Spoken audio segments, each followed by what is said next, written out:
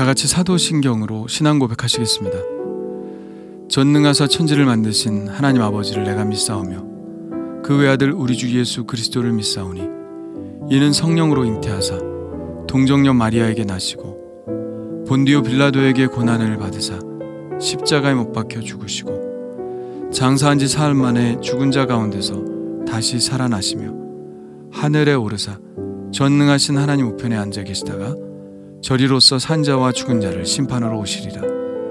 성령을 믿사오며 거룩한 공회와 성도가 서로 교통하는 것과 죄를 사하여 주시는 것과 몸이 다시 사는 것과 영원히 사는 것을 믿사옵나이다. 아멘. 다 같이 찬송가 546장 부르시겠습니다.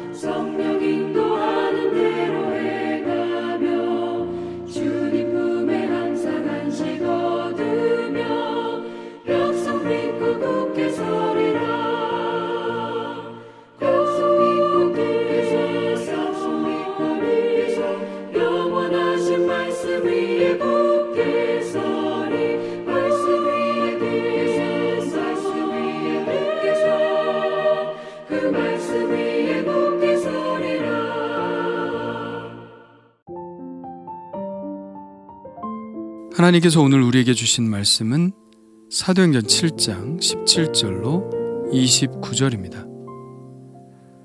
우리 다 같이 한 목소리로 읽겠습니다. 하나님이 아브라함에게 약속하신 때가 가까우매 이스라엘 백성이 애굽에서 번성하여 많아졌더니 요셉을 알지 못하는 새 임금이 애굽 왕위에 오르매 그가 우리 족속에게 교활한 방법을 써서 조상들을 괴롭게 하여 그 어린아이들을 내버려 살지 못하게 하려 할세. 그때 모세가 났는데 하나님 보시기에 아름다운지라. 그의 아버지의 집에서 석 달 동안 길리더니 버려진 후에 바로의 딸이 그를 데려다가 자기 아들로 기르매 모세가 애굽 사람의 모든 지혜를 배워 그의 말과 하는 일들이 능하더라. 나이가 40이 되매 그 형제 이스라엘 자손을 돌볼 생각이 나더니 한 사람이 원통한 일 당함을 보고 보호하여 압제받는 자를 위하여 원수를 갚아 애굽 사람을 쳐 죽이니라. 그는 그의 형제들이 하나님께서 자기의 손을 통하여 구원해 주시는 것을 깨달으리라고 생각하였으나 그들이 깨닫지 못하였더라. 이튿날 이스라엘 사람끼리 싸울 때에 모세가 와서 화해시키려 하여 이르되 너희는 형제인데 어찌 서로 해치느냐 하니 그 동물을 해치는 사람이 모세를 밀어뜨려 이르되 누가 너를 관리와 재판장으로 우리 위에 세웠느냐 내가 어제는 애굽 사람을 죽임과 같이 또 나를 죽이려느냐 하니 모세가 이 말 때문에 도주하여 미디안 땅에서 나그네 되어 거기서 아들 둘을 낳으니라. 아멘. 계속해서 스데반의 설교가 이어지는데요. 오늘의 이야기는 애굽에 내려간 이스라엘로부터 시작됩니다.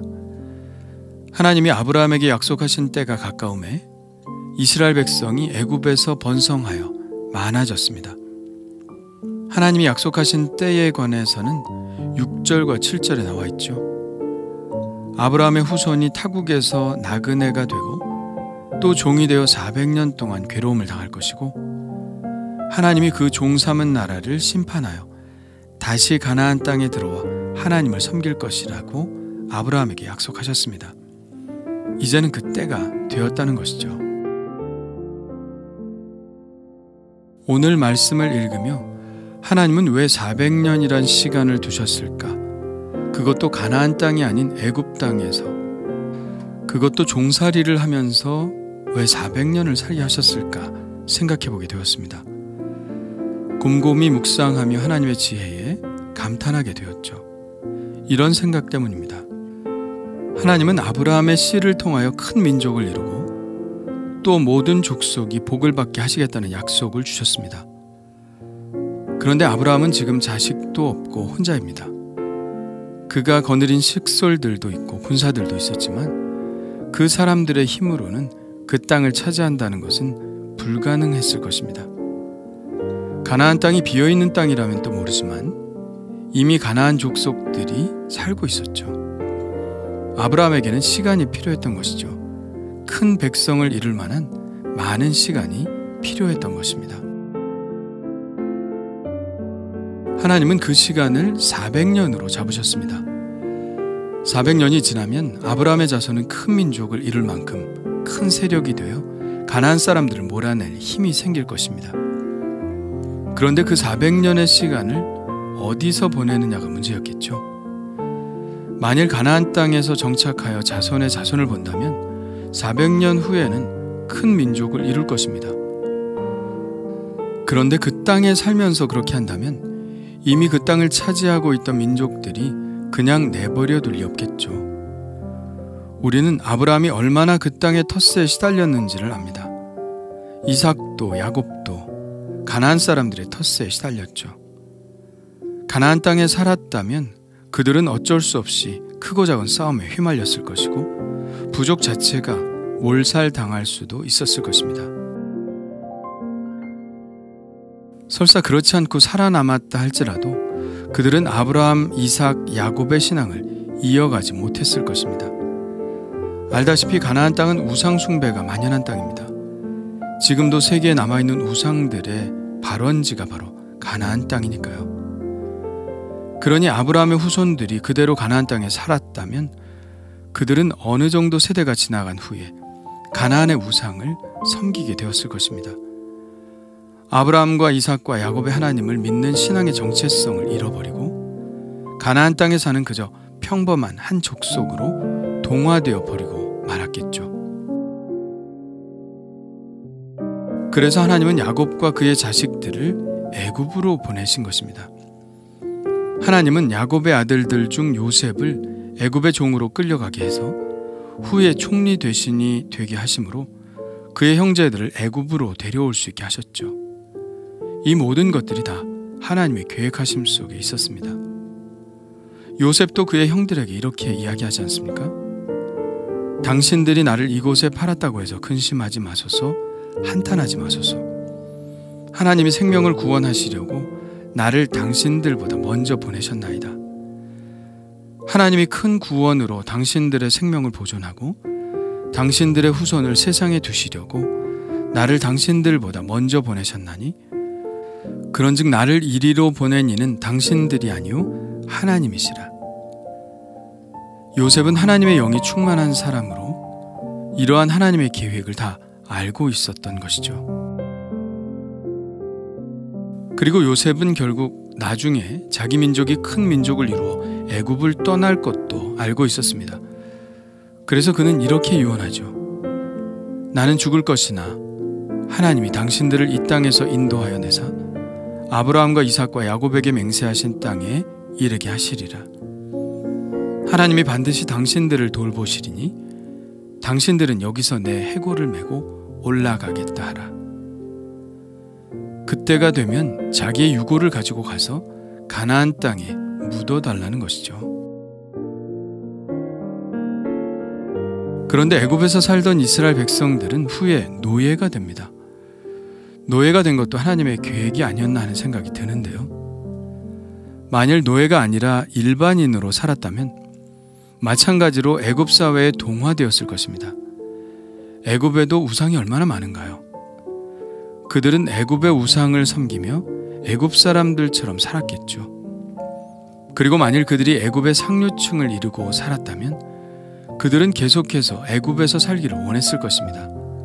가나안 땅에 대한 약속은 이미 다 잊어버렸겠죠. 애굽이 살기 좋은데 왜 굳이 가나안 땅으로 갈 것을 소원하겠습니까? 그러려면 그동안 자기들이 이루었던 모든 재물과 업적들을 다 내려놓고 가야 하는데 그들이 그것들을 다 버려두고 과연 떠날 수 있었을까요? 그렇지 못했을 것입니다. 그래서 하나님께서 그들을 노예로 두신 것은 애굽에 동화되지 않고 그들의 믿음이 보호되도록 또 가나안 땅의 약속에 대한 소망을 계속해서 품고 살라고 그렇게 하신 것이라 생각합니다. 그런 생각을 하니 하나님의 지혜에 더욱 감탄하게 되네요. 드디어 때가 다가오고 있습니다. 이스라엘 백성이 애굽에서 번성하여 많아졌습니다. 애굽의 왕은 교활한 방법을 써서 히브리인들을 괴롭게 했죠. 어려운 노동으로 그들의 생활을 괴롭게 한 것이죠. 그러나 소용이 없었습니다. 그래서 결국에는 산파들을 시켜 히브리 남자아이들을 태어나자마자 죽게 만들었습니다. 그러나 그것도 실패했죠. 그래서 무조건 죽이는 방법을 택했습니다. 그때 바로 모세가 태어났죠. 하나님은 그를 통해서 하나님의 오랜 계획을 실행하기로 하십니다. 놀라운 방법을 통해서 그가 바로의 딸의 양자가 되어 왕궁에서 자랄 수 있게 하신 것이죠. 하나님은 히브리 아이들을 다 죽이려는 그 바로의 계획을 비웃으시면서 적진 한가운데서 그들이 주는 혜택을 받으며 자라가게 하신 것이죠. 하나님께서는 이스라엘 백성들을 향하여는 400년이라는 시간을 기다리게 하셨다면 모세를 향하여는 40년이라는 시간을 기다리셨습니다. 모세는 40이 되자 그 형제 이스라엘 자손을 돌볼 생각이 났습니다. 그래서 한 사건을 계기로 행동하기로 하죠. 자기 동족을 괴롭히는 애굽 사람을 쳐 죽이는 것입니다. 그는 이 일이 하나님이 자신을 통해서 일하시는 것이라고 생각했습니다. 그리고 자기 동족들도 그렇게 생각할 것이라고 예상했죠. 그러나 그의 예상은 완전히 빗나갔습니다. 하루는 이스라엘 사람들끼리 싸우는 것을 보고 화해시키려 하여 너희는 형제인데 어찌 서로 해치느냐고 말하니 그중 한 사람이 모세를 밀어뜨리며 이렇게 말합니다. 누가 너를 관리와 재판장으로 우리 위에 세웠느냐? 내가 어제는 애굽 사람을 죽인 것 같이 또 나를 죽이려느냐? 이 말을 들은 모세는 겁이 나 그 길로 도주하여 미디안 땅에 들어가 나그네로 살게 됩니다. 모세에 관한 말씀에서 스데반이 말하려고 하는 것은 무엇일까요? 바로 25절입니다. 그는 그의 형제들이 하나님께서 자기의 손을 통하여 구원해 주시는 것을 깨달으리라고 생각하였으나 그들이 깨닫지 못하더라. 스데반이 모세의 이야기를 통해서 어떤 메시지를 전하려고 하는지 감이 잡히나요? 스데반은 계속해서 하나님이 보낸 사람들을 거부한 이스라엘에 대한 이야기를 일관되게 하고 있습니다. 모세는 하나님께서 자기 손을 통하여 이스라엘을 구원해 주실 것을 믿고 그렇게 행동했지만 이스라엘 사람들은 그것을 깨닫지 못했죠. 그들을 위해 싸웠던 모세를 거절하고 그를 대적한 것입니다. 이 모세가 받은 대접은 바로 예수님께서 받은 대접과 같습니다. 거절이죠. 예수님은 이스라엘을 구원하시기 위해 이 땅에 오셨으나 그들이 거절했죠. 요한복음의 말씀과 같습니다. 그가 세상에 계셨으며 세상은 그로 말미암아 지은 바 되었으되 세상이 그를 알지 못하였고 자기 땅에 오매 자기 백성이 영접하지 아니하였다. 그들은 예수님을 거부했습니다. 스데반은 지금 그들에게 무슨 이야기를 하고 싶을까요? 요한복음 그 다음에 이어지는 12절과 13절의 말씀을 하고 싶었을 것입니다. 자기 땅에 오매 자기 백성이 영접하지 아니하였으나 영접하는 자 곧 그 이름을 믿는 자들에게는 하나님의 자녀가 되는 권세를 주셨으니 이는 혈통으로나 육종으로나 사람의 뜻으로 나지 아니하고 오직 하나님께로부터 난 자들이니라. 예수님을 거부하는 것은 그 당시 유대인들만은 아니죠. 우리의 시대에도 예수님을 영접하는 사람들이 있는 반면 예수님을 거부하는 사람들이 있습니다. 감사하게도 성경이 우리에게 주어져 있는데요. 그럼에도 불구하고 그들은 하나님의 음성을 들을 생각도 하지 않고 무조건 거부합니다. 간절한 바람은 하나님의 은혜로 그들이 하나님의 사람들을 알아보고 하나님의 말씀에 순종할 날이 오는 것입니다. 모세가 애굽을 떠난 지 40년 후 결국 그들은 모세를 따라 나섰죠. 이제 예수님이 이 땅에 다시 오셔서 우리를 구원하실 텐데 그때까지 주님을 거부했던 사람들도 모두 다시 주님을 영접하고 영적 가나안 땅으로 모두 들어가는 기적이 일어나기를 바라봅니다.